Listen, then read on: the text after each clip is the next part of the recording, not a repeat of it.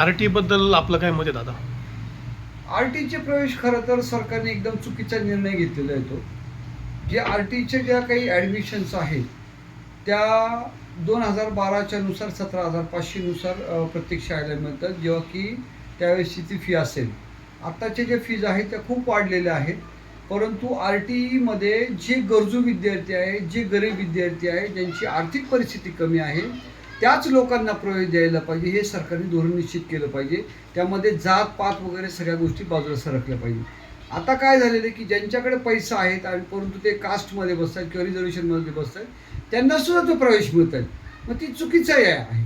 कारण आता माझ्याकडं किंवा आपल्या शाळेमध्ये अशी काही पालक आहेत की ते गाड्यांमध्ये येतात फोर व्हीलर्समधनं आणि त्यांची ॲडमिशन RTमधनं. म्हणजे जे खरे वंचित मुलं आहेत किंवा गरजू मुलं आहेत, ते वंचित राहत आहेत अभ्यासापासून किंवा ह्या RTच्या नियमाप्रमाणे. आणि ज्यांचा लकी ड्रॉमध्ये लागून जातो नंबर, तर ते भले पैसेवाले असतील तर ते सुद्धा त्याच्यामध्ये ॲडमिशन घेत आहेत. त्याच्यावर मला असं वाटतं की सरकारने ही जी योजना आहे ही फक्त गरजू, गरीब आणि जे काही म्हणजे आर्थिक निकषावर जे आहेत त्याच लोकांना दिले पाहिजे. भले तो ओपनमधला जरी असेल तर त्यांना दिलं पाहिजे.